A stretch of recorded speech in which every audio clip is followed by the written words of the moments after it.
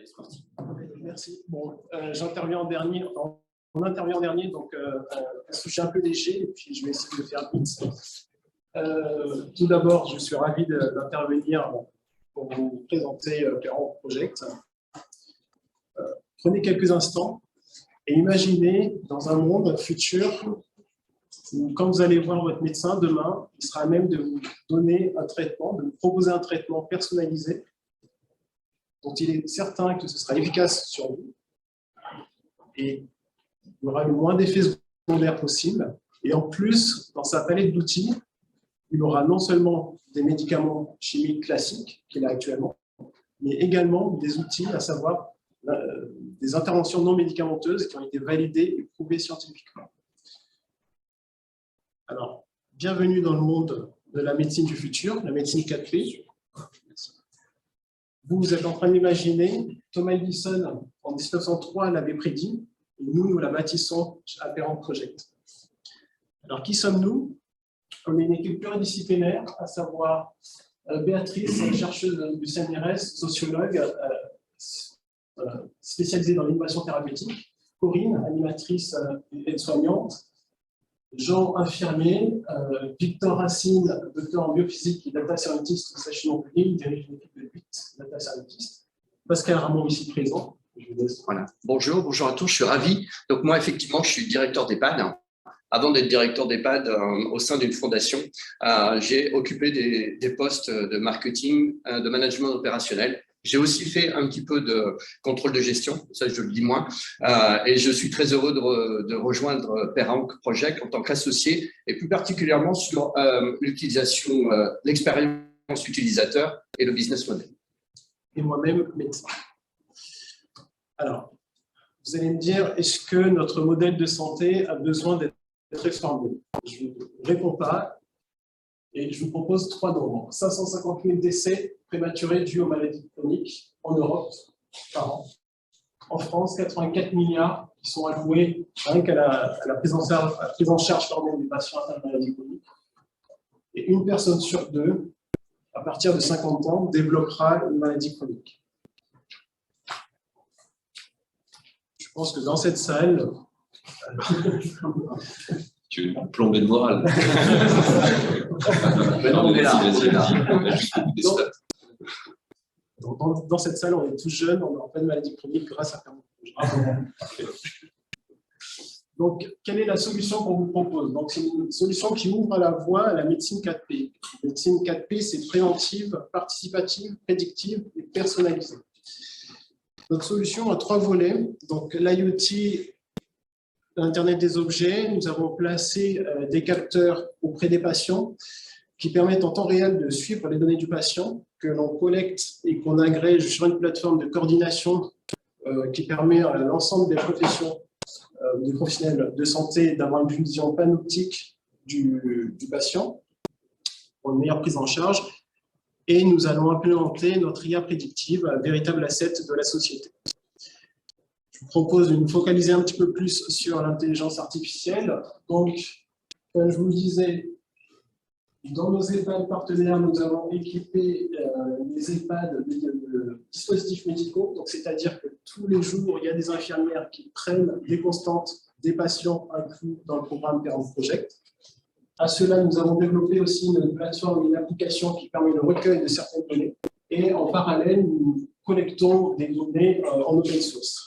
Pourquoi nous faisons cela? Nous faisons cela pour nourrir notre algorithme d'intelligence artificielle qui sera à même on supervise l'apprentissage de notre algorithme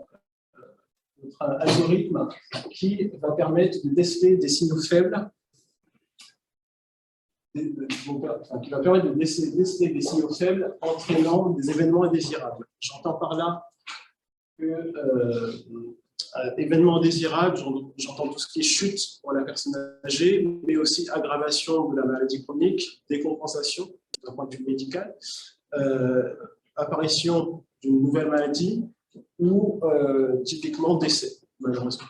Donc, C'est là où moi, en tant que directeur d'EHPAD, avec mes équipes de soins, j'attends de Parent Project des solutions qu'aujourd'hui je n'ai pas. On a l'attention des signaux faibles, mais on n'a pas la qualification pour potentiellement prédire l'événement indésirable. Et on est essentiellement en curatif.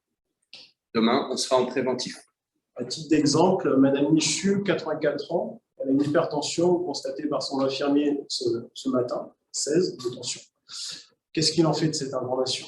Est-ce que c'est la veille, elle s'engueule avec son fils parce qu'elle ne veut pas aller en EHPAD et lui veut déjà aller en EHPAD? Est-ce que la veille, elle a oublié de prendre son traitement antihypertenseur?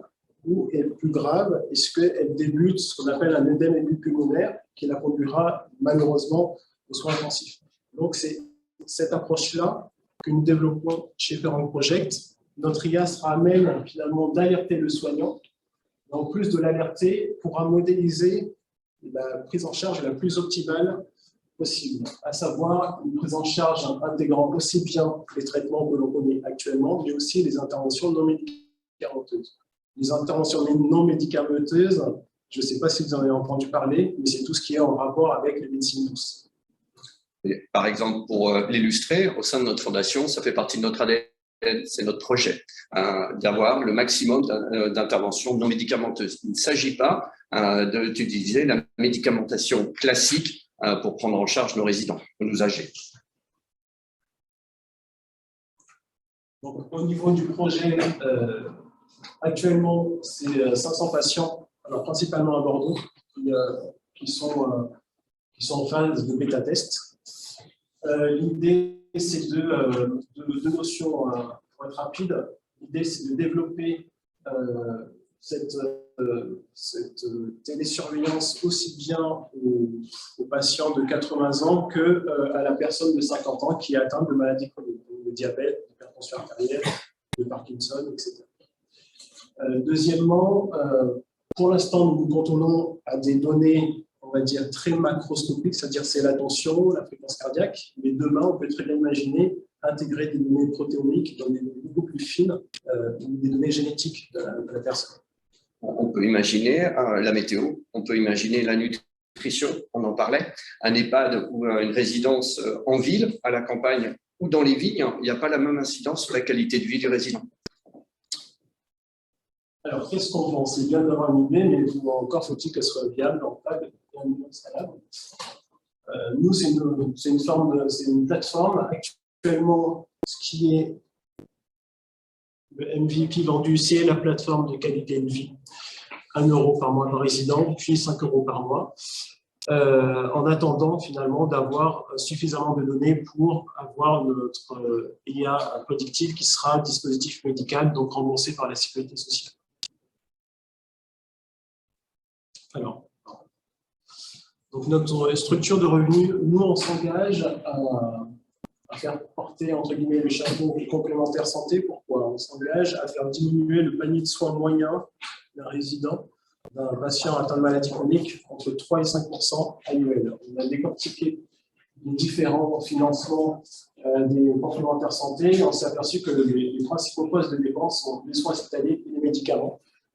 Voilà pourquoi, dans les indicateurs de la plateforme, nous avons introduit certains des indicateurs que les mutuelles pourront en fait vérifier, à savoir le nombre de passages aux urgences par le résident, le prix global du traitement de soins, alors le prix global en fait de l'ordonnance, le nombre de consultations de spécialistes, parce qu'il y a souvent un dépassement avec le secteur 2, et le recours au transport médicalisé. Après, au niveau des EHPAD, puisqu'elles font partie des clientes, on cultive finalement l'attractivité de l'employeur en lui permettant d'avoir en tableau de bord les postes vacants, le ratio CDI-CDD, les accidents du travail ou les GMP, pardon. Le GMP qui est spécifique. Je vous laisse. Ce qu'il faut comprendre, c'est que notre mission, c'est la qualité de vie des résidents atteints de maladies chroniques. Et que le modèle, c'est via les mutuelles et sur le reste à charge. Aujourd'hui, c'est une innovation vertueuse qui permet à la fois de permettre un reste à vivre supérieur aux résidents par la moindre dépense de son reste à charge et de faire des économies aux mutuelles par la diminution du panier de soins. ça, c'est pour la partie mutuelle. Pour la partie EHPAD, il ne s'agit pas de réenchanter le métier. L'ambition serait bien trop ambitieuse. Notamment, l'actualité vous appelle chaque jour aux difficultés auxquelles on est confronté. Non, mais par contre, il s'agit de redonner du pouvoir d'agir aux soignants à travers le management. Et pour moi, c'est une véritable innovation managériale de pouvoir piloter la qualité de vie de nos résidents. J'ai une obligation légale, c'est le projet d'accompagnement personnalisé. Je le signe, c'est un engagement, ça fait partie du contrat que j'ai avec le résident, mais aussi les familles. Pardon. J'ai aussi un projet de soins. Aujourd'hui, comment je fais pour piloter tout ça au quotidien? Honnêtement, ça peut être considéré comme assez aléatoire. Ce que j'attends de la solution Perranque, et c'est pour ça, via la création de valeur des scientifiques qui sont derrière Perranque Project, je pourrais piloter cette qualité de vie. Alors, notre marché, on s'adresse aux personnes atteintes de maladies chroniques. Rien qu'en France, c'est 20 millions de personnes atteintes de maladies chroniques. Mais voilà, les maladies chroniques, le diabète ne connaît malheureusement pas de frontières. Je vais passer un peu vite.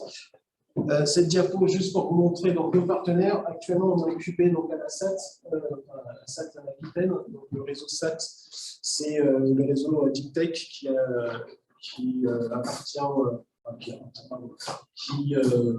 intègre les startups Deep Tech à fort potentiel.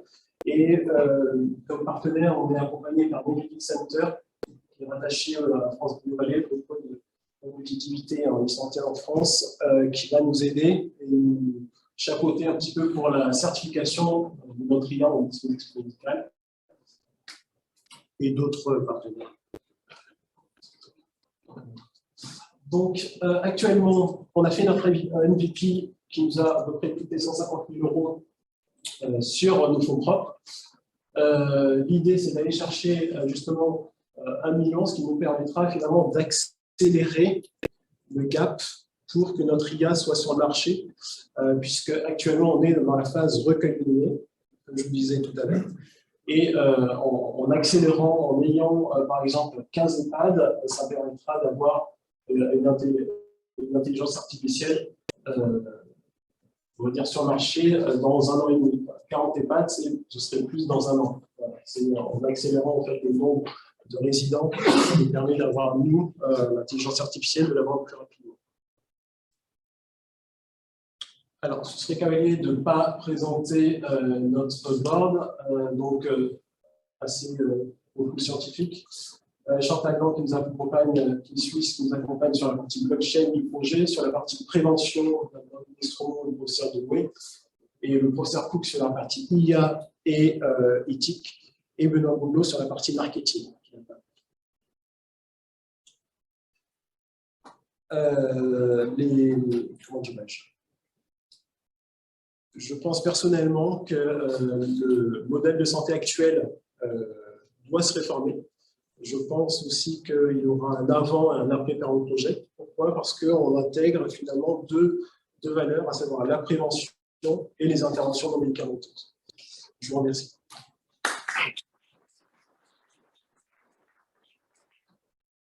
Je vous promets, la prochaine fois, on présentera des dossiers plus gais. Mais bravo en tout cas, c'était une petite boutade. Non, c'est très chouette. Et bravo pour ce projet. J'espère. Ouais.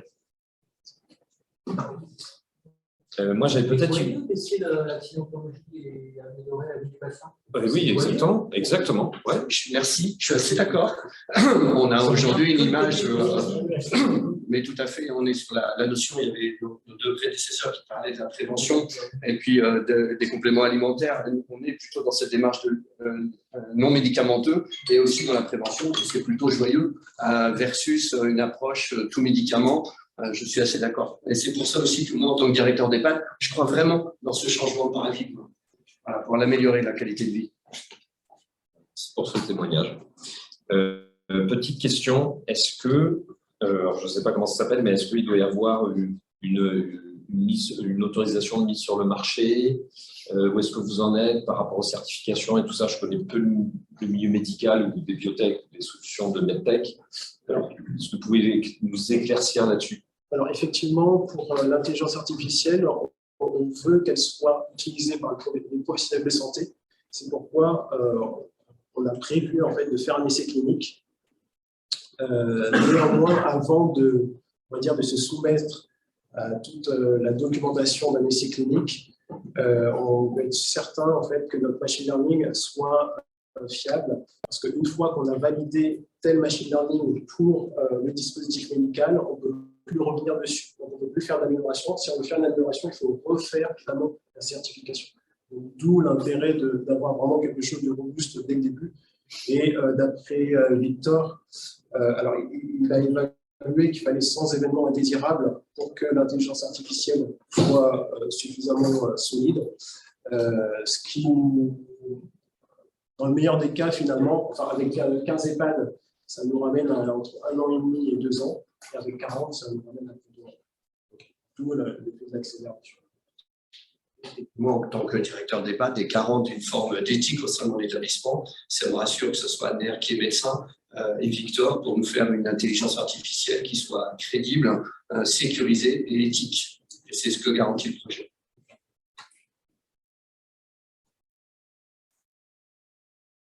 Question Internet. Comment va s'interfacer votre solution avec les très nombreux logiciels utilisés par les différentes structures de soins? En fait, nous, notre solution, elle sera interopérable, vu que c'est, par exemple, Titan, un logiciel métier pour les EHPAD. C'est une interopérabilité. Comme une API, en fait. Ok. Mais qui est déjà développé, ou pas encore, l'API? L'API, elle est déjà développée. Elle est déjà développée. Oui. Donc, en fait, ce seront les autres logiciels qui devront, du coup, se connecter à votre solution. Non, oui, en fait, non. On a une API dispo pour que le logiciel puisse en fait intégrer directement les données, etc. Et le tableau de bord, en fait. Okay. Il n'y a pas besoin de téléchargement. Là, de toute façon, en e-santé, l'interopérabilité maintenant est le maître mot. Et tout développement technique doit être interopérable, parce que sinon, ça ne sert à rien. Chacun son truc. Il n'y a plus de coordination possible. Petite question sur la propriété intellectuelle, barrière d'entrée à la concurrence. Alors, justement, c'est le dispositif médical. Là-dessus, on a pas mal entendu ça avec la SAT. Alors, il y a une autre barrière à l'entrée par la blockchain. Ça, c'est une première mondiale. On est en train de tokeniser la donnée de santé. C'est-à-dire que les patients actuellement nous donnent les données de santé et via IBEX, demain, ils pourront en fait décider quelles données de santé ils donnent pour faire avancer la science. Et ça, ça permet, ça fera un gage d'intellectuel. Et niveau RGPD, ces données, tu le gères comment? Alors, c'est RGPD compliant, puisqu'il y a une anonymisation par la blockchain, juste le hash, ce qui permet de RGPD. Ça, c'est un élément, moi, je reprends ma casquette opérationnelle qui m'intéresse, c'est le don de données. C'est-à-dire à la fois dans cette expérience aussi des résidents ou des patients qui vont faire profiter de leurs propres données à une façon plutôt universelle, alors sur une dimension anonyme, bien sûr, mais de nourrir l'algorithme qui permettra à tout à chacun, et peut-être vous demain, ou à nos enfants, d'améliorer la qualité de vie. En fait, il y a une utilité sociale qui revient finalement chez les patients un peu âgés, plus de 80 ans. Ils se disent, OK, bon, moi, pour être honnête, je ne profiterai pas éventuellement de l'intelligence artificielle et éventuellement de la qualité de vie en sein des ateliers, mais par contre, les enfants et les petits-enfants en profiteront. C'est un peu l'idée quand un vieillard meurt, une bibliothèque brûle. L'idée, c'est de récupérer cette bibliothèque par les données de santé pour pouvoir les transmettre aux autres générations.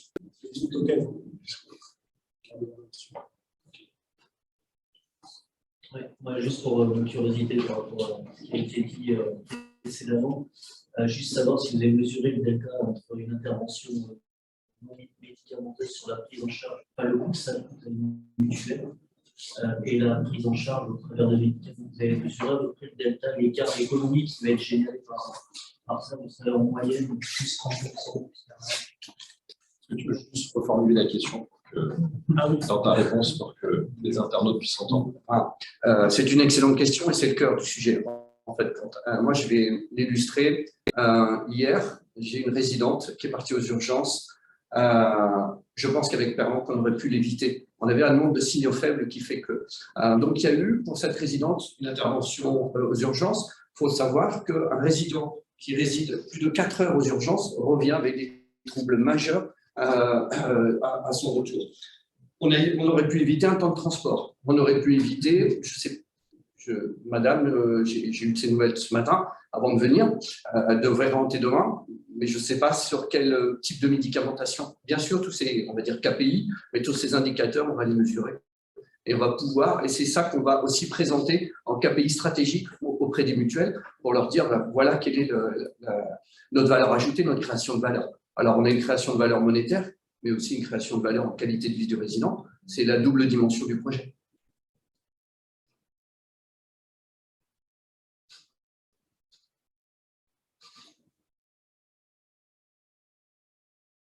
Y a-t-il d'autres questions?